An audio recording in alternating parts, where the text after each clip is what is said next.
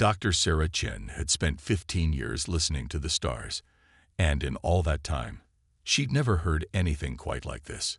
The signal first appeared during her night shift at the Deep Space Listening Array in New Mexico. Unlike the usual cosmic background radiation or pulsar beats, this pattern showed clear signs of artificial origin. It repeated with mathematical precision, yet contained variations that suggested it carried information.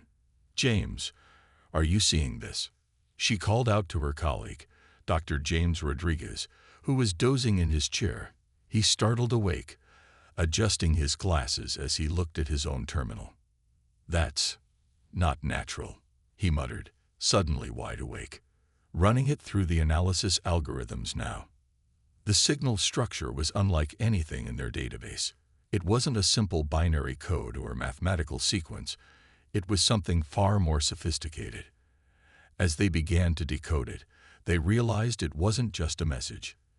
It was an entire communication protocol, complete with error correction and encryption schemes. But something was odd about it. The signal wasn't directed at Earth. In fact, based on its trajectory and strength, it seemed to be meant for a point several light years past their solar system. They had intercepted what appeared to be the equivalent of an interstellar wrong number. Within hours, the facility was buzzing with activity. The World Space Communication Council convened an emergency session, and scientists from every major space agency connected virtually to analyze the data. Dr. Chen found herself at the center of it all, explaining her findings to a panel of the world's leading experts.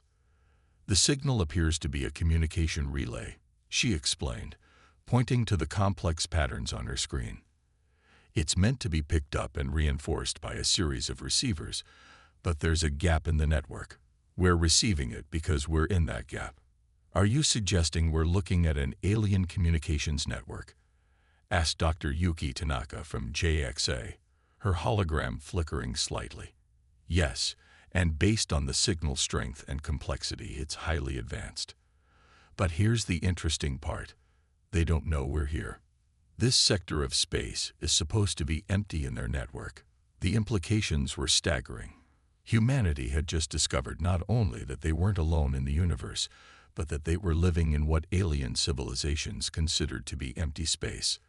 Like finding out your house was built in what everyone else thought was an abandoned lot. The debate that followed was intense. Should they respond? Would it be better to remain unnoticed? What were the risks of announcing their presence to an obviously advanced civilization? Dr. Chen argued passionately for making contact. "This isn't just a discovery, it's an invitation. They've inadvertently handed us their communications protocols. We can speak to them in their own language. Or we could be walking into a trap," countered General Maria Santos of the United Space Defense Coalition. "This could be a way of fishing for developing civilizations." But in the end, curiosity and hope won out over caution. Humanity had spent too long looking up at the stars, wondering if anyone was out there, to stay silent now. The response they crafted was careful, elegant in its simplicity. They used the same protocol but modified it slightly, introducing elements that could only have come from an intelligent species that had decoded the original signal. They included basic information about Earth's location and humanity's level of technological development, along with a clear message: "We hear you. We understand you. We wish to talk." They sent their reply along the same trajectory as the original signal. Then they waited. The response came faster than anyone expected, just 3 days later. The new signal was directed specifically at Earth, and its intensity nearly overloaded their receivers. As they decoded it, the message became clear: "This is impossible. That sector is empty. What are you?" Dr. Chen couldn't help but smile as she began composing humanity's reply.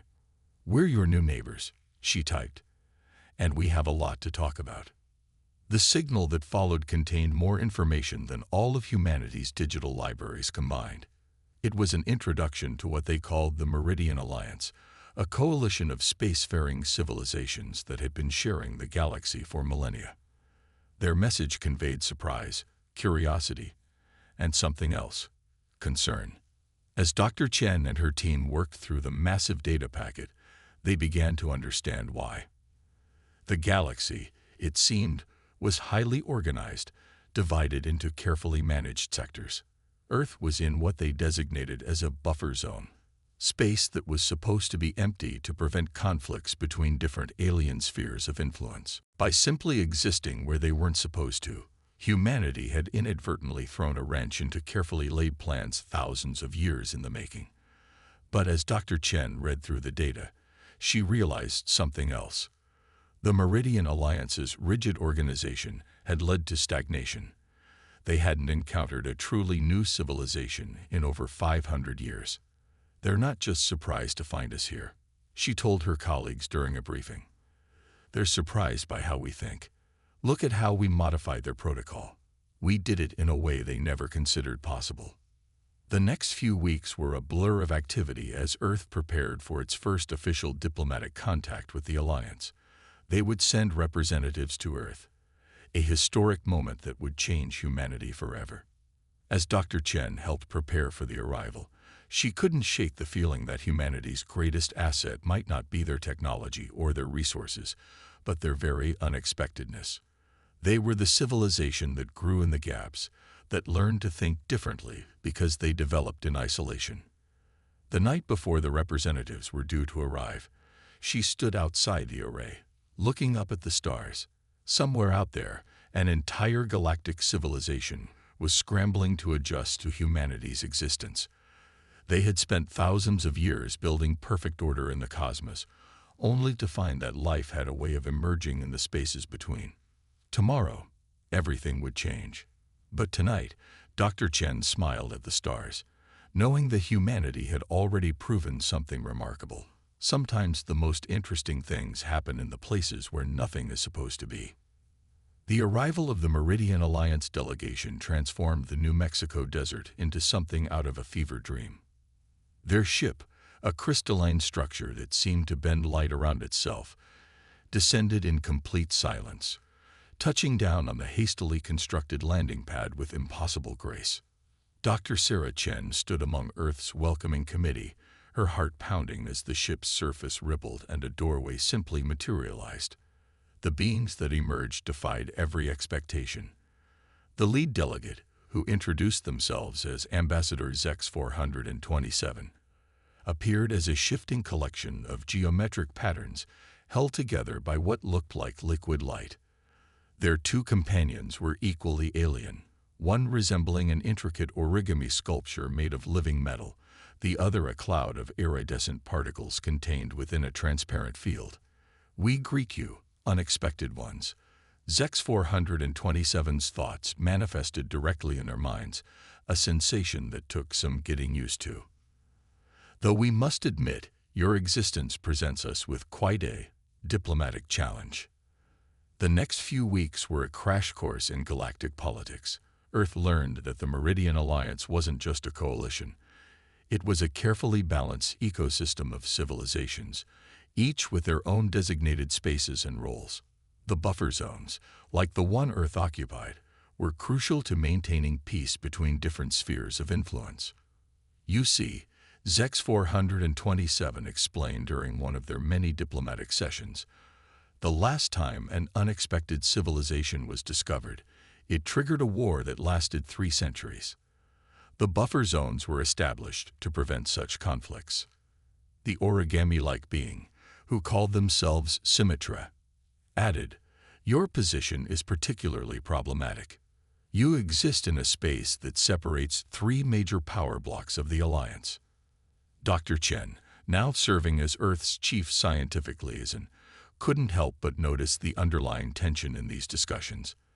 The Alliance representatives were unfailingly polite, but there was something else beneath their diplomatic veneer, a mixture of fascination and unease. The breakthrough came during a demonstration of Earth's technology. The Alliance representatives watched with increasing interest as humans showed them everything from quantum computers to fusion reactors. But what really caught their attention was how humans had achieved these advances. "Your methods are unusual," Symmetra observed, their metallic form shifting in what seemed to be agitation. You solve problems in ways that violate our standard protocols. Is that a problem?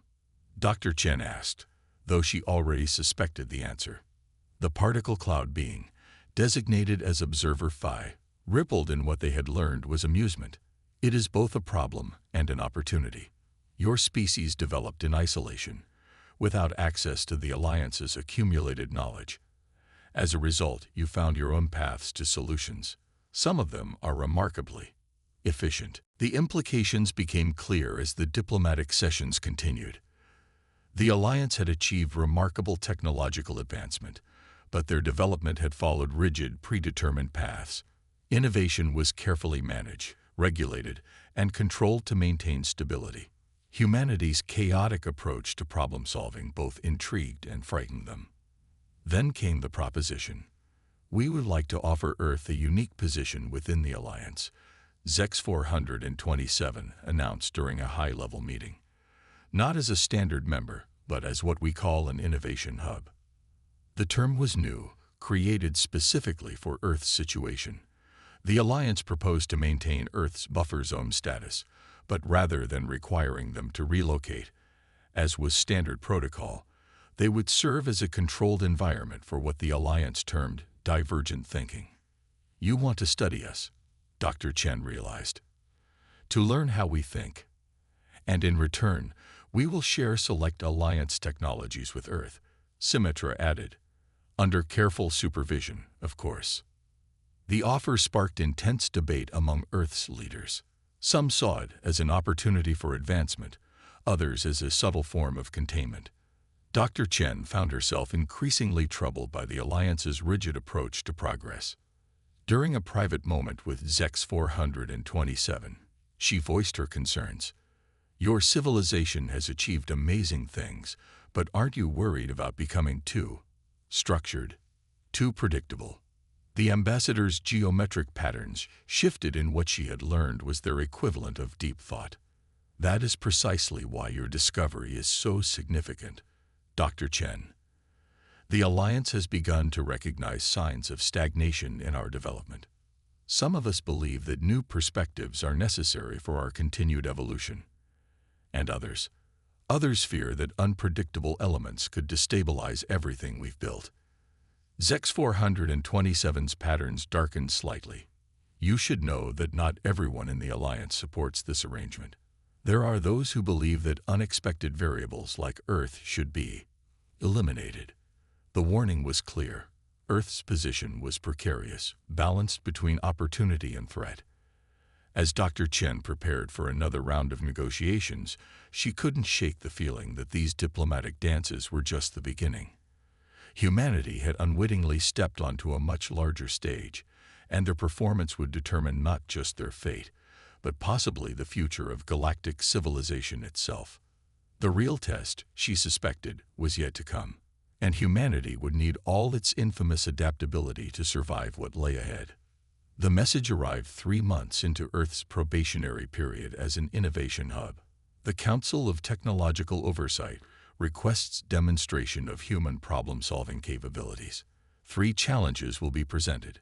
Success will confirm Earth's status. Failure will result in immediate quarantine. Dr. Sarah Chen read the message twice before sharing it with the hastily assembled Human Innovation Task Force. The Alliance wasn't just testing them. They were testing their right to exist in galactic society. The first challenge arrived in the form of what appeared to be a broken piece of Alliance technology, a quantum-scale energy converter that had been deliberately damaged. The Alliance had been trying to repair similar units for centuries, having lost the original manufacturing process. Their solution was to simply build new ones, but their production capacity was limited. They want us to fix something they can't, Dr. Rodriguez said, examining the device. How is that even possible? Because we don't think like them, Dr. Chen replied, remembering her conversations with ZEX 427. They follow established protocols. We improvise. The task force brought together engineers, physicists, and even artists to study the device. While Alliance scientists approached problems with perfect logic, humans added something else: intuition, creativity, and willingness to fail spectacularly in pursuit of success. After weeks of trial and error, they discovered something remarkable. The device wasn't actually broken. It had been designed to adapt and evolve. The Alliance's rigid maintenance protocols had prevented this natural evolution, actually causing the failures they were trying to prevent. "It's like bonsai," explained Dr. Yuki Tanaka, who had joined the team from Japan. "They were trying to control its growth so much that they stunted it. We just need to let it grow, but guide it gently." Their solution was elegantly simple. They created a resonance chamber that allowed the device to reconfigure itself while maintaining its core function. When they presented their findings to the Alliance Oversight Committee, the reaction was unprecedented. Observer Phi actually lost coherence for a moment, their particle cloud dispersing in shock. "You didn't fix it," Symmetra stated, their metallic form rippling. "You allowed it to fix itself." The second challenge proved even more daunting. The Alliance presented them with a stellar cartography problem, plotting safe routes through a particularly dangerous sector of space. The Alliance had deemed the sector unnavigable due to chaotic gravitational fluctuations. Instead of trying to plot every possible safe route, the human team took inspiration from an unlikely source: slime molds. They created a quantum computer simulation that mimicked how these simple organisms find optimal paths through complex environments. The program didn't fight against the gravitational chaos. It used it, riding the fluctuations like a surfer rides waves. "Your solution is completely inefficient," one Alliance observer noted. "It requires constant adjustments and cannot be fully automated." "But it works," Dr. Chen countered. "And it can adapt to changes in real time, something your static routes cannot do." The third challenge was the most ambitious. The Alliance revealed that they had discovered a sentient silicon-based life form, but had failed to establish meaningful communication, despite centuries of effort. They gave Earth 1 month to succeed where they had failed. Dr. Chen assembled a diverse team of linguists, psychologists, chemists, and even musicians. Instead of trying to impose human or Alliance communication patterns, they studied how the silicon beings naturally interacted with their environment. The breakthrough came from an unexpected direction. A young musician noticed that the beings' crystal structures vibrated in patterns similar to musical harmonies. Working with chemists, they discovered that the life forms communicated through resonance patterns in their crystalline bodies. "They don't use language as we understand it," Dr. Chen explained to the Alliance Council. "They share experiences through harmonic resonance. We didn't need to teach them to speak. We needed to learn to sing." The demonstration of their communication method left the Alliance representatives in stunned silence. It was Observer Phi who finally spoke. "In all our centuries of study, we never considered that communication could be music." But not everyone was impressed. During the final evaluation session, a new representative appeared, a being of pure energy who identified themselves as Archon 9 of the Preservation Council. "These humans," they announced, their energy form pulsing with barely contained agitation, "represent a dangerous anomaly. Yes, they have shown innovative thinking, but at what cost? Their chaotic methods could destabilize millennia of careful progress."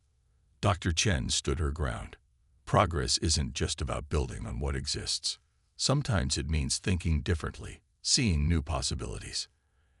"And that," Archon 9 replied, their form brightening ominously, "is precisely what concerns us. The Alliance maintains order through predictability. You humans are anything but predictable." As the session ended, Dr. Chen received a private communication from Zex 427. "You have proven your worth, but you have also proven Archon 9's point. The Preservation Council sees you as a threat not because you might fail, but because you have succeeded in ways they never imagined possible." Walking back to her quarters that night, Dr. Chen realized that humanity's greatest strength, their ability to think outside established patterns, might also be their greatest danger. They had passed the Alliance's official trials, but she suspected the real test was just beginning. The Preservation Council wouldn't just accept a challenge to their orderly universe, and humanity had just proven they were exactly that. A fundamental challenge to everything the Alliance thought they knew about progress, innovation, and the nature of intelligence itself. The warning came from an unexpected source. Dr. Sarah Chen was reviewing data from Earth's new quantum communications array when her terminal received a highly encrypted message from Symmetra. "They're moving against you. The Preservation Council never intended to let Earth join the Alliance. The trials were meant to justify your elimination." Within hours, Earth's deep space sensors detected massive energy signatures approaching from multiple vectors. The Preservation Council had dispatched what they called a containment fleet, thousands of automated ships designed to isolate and neutralize dangerous anomalies. This is a violation of Alliance Protocol, ZEX 427, declared during an emergency session of the Alliance Council. Their geometric patterns were chaotic with agitation. Earth has passed all trials. They have earned their place. Protocol exists to maintain order, Arction 9 countered, their energy form pulsing with cold intensity. And sometimes maintaining order requires eliminating elements that threaten it. Humanity's unpredictable nature makes them an existential threat to everything we've built. Observer Phi's particle cloud swirled in obvious distress. You cannot simply eliminate an entire civilization. We can, and we must, Arction 9 responded. Their very existence in a buffer zone proves they are a naturally occurring disruption. Their methods of problem-solving demonstrate dangerous levels of cognitive deviation. They do not merely think outside established parameters. They refuse to acknowledge that parameters should exist at all. The Council erupted into chaos as various factions argued over humanity's fate. But Dr. Chen and her team weren't waiting for the Alliance to decide their future. They had been preparing for this possibility ever since ZEX 427's warning months ago. "The containment fleet will reach Earth in 72 hours, Dr. Rodriguez announced during an emergency briefing at the Innovation Hub. "They're using standard Alliance protocols for quarantine and neutralization." "Standard protocols," Dr. Chen repeated, a plan forming in her mind. "Just like they always do. And that's their weakness." The next 3 days saw humanity doing what it did best, improvising, adapting, and turning disadvantages into advantages. They studied everything they had learned about Alliance technology and tactics, looking for opportunities that the rigidly thinking Preservation Council would never consider. Dr. Tanaka discovered that the quantum communication system they'd received from the Alliance had capabilities its creators had never explored. "They built it to transmit and receive," she explained, but never considered using it to manipulate quantum states directly. Meanwhile, Dr. Rodriguez and his team found that the crystal resonance technology they'd used to communicate with the silicon life forms could be modified to affect Alliance energy shields. "Their shields are perfect against conventional attacks," he said, "but they've never been tested against harmonic disruption." But their most powerful advantage came from an unexpected source: the very buffer zone that had made Earth's existence so problematic. The complex gravitational fields that the Alliance had always avoided could be used to create what Dr. Chen called chaos corridors, unpredictable paths through space that only pilots willing to trust their instincts could navigate. As the containment fleet approached, humanity prepared its defense. They didn't try to match the Alliance's superior technology. Instead, they prepared to fight in ways the Preservation Council couldn't predict or understand. The first wave of automated ships entered the buffer zone, their formation perfect and precise, until they encountered the chaos corridors, the gravitational fluctuations that human pilots had learned to ride like waves threw the automated ships into disarray. Their programming, designed for ordered space, couldn't adapt to the controlled chaos humans had created. When the second wave attempted to establish a quarantine field, they found their energy shields disrupted by crystalline resonators that Earth had stationed throughout the buffer zone. The shields didn't fail catastrophically. They simply behaved in ways the Alliance had never seen before, creating opportunities that human pilots exploited with what appeared to be reckless abandon, but was actually carefully calculated risk-taking. Impossible, Arction 9 declared as they watched their perfect containment strategy fall apart. They're using our own technology against us in ways that violate basic operational principles.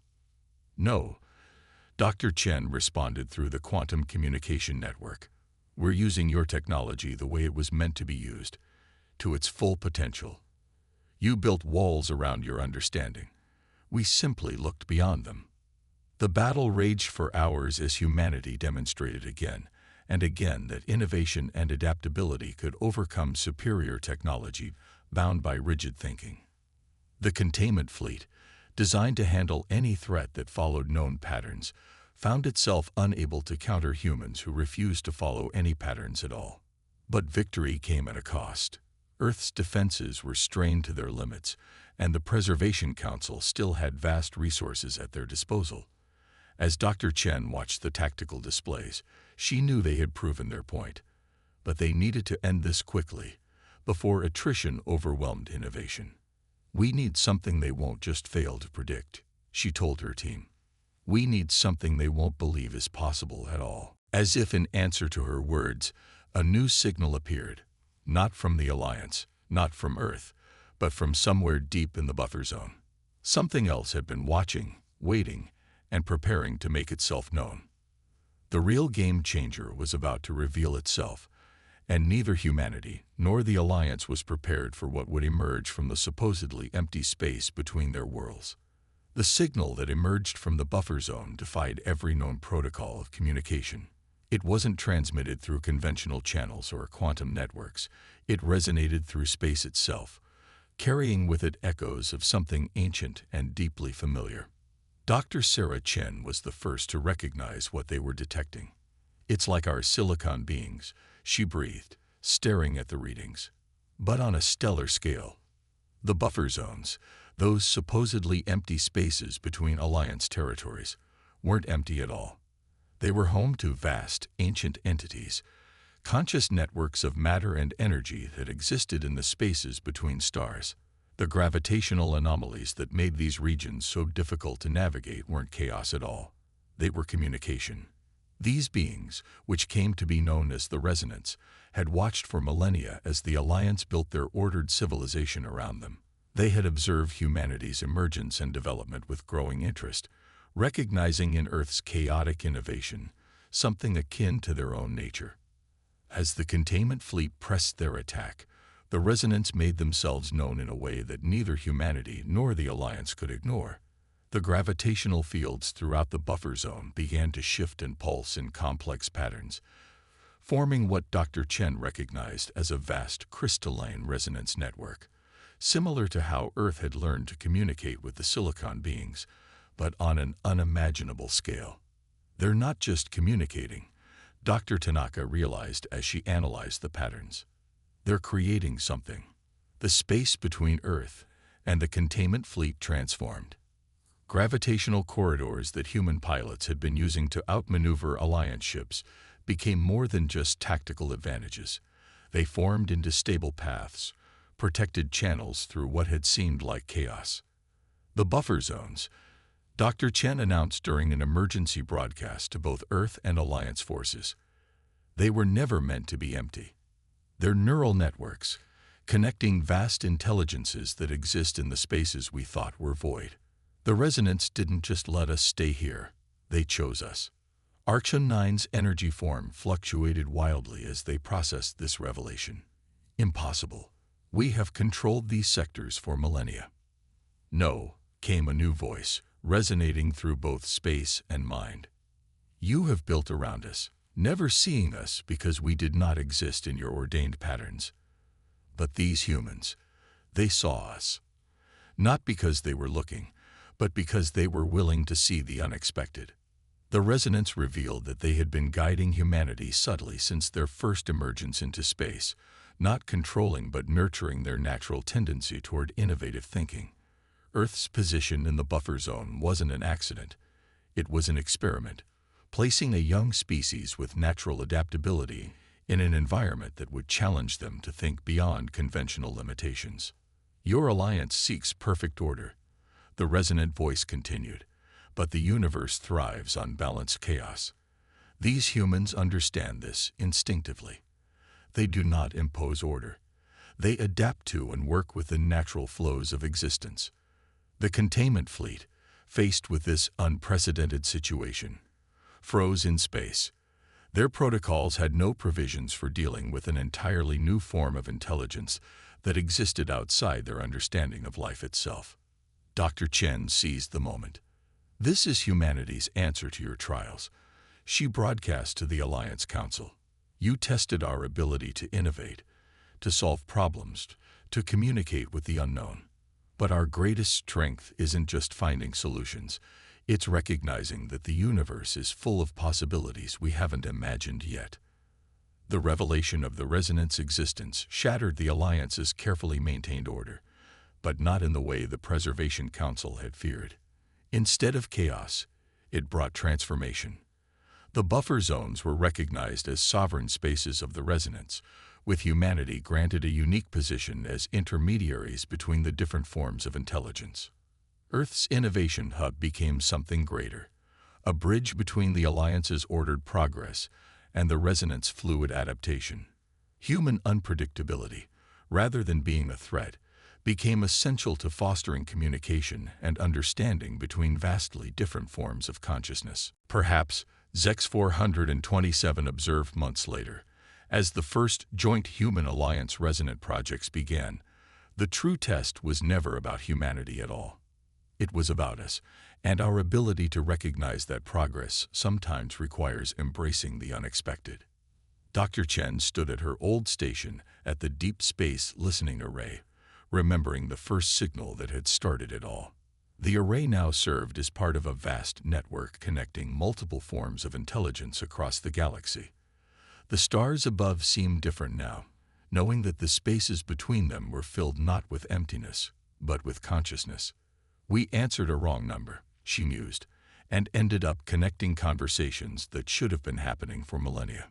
The galaxy had changed forever, not through conquest or conflict, but through humanity's unique gift, the ability to bridge the gaps between the known and unknown, to find harmony in discord, and to see possibility in the spaces others thought were empty. In the end, humanity's greatest contribution to galactic civilization wasn't their technology or their methods. It was their perspective. They showed that true innovation comes not from following established paths, but from being willing to step into the unknown and find new ways forward. And in the vast, living spaces between the stars, new possibilities continued to emerge, waiting for those willing to imagine them.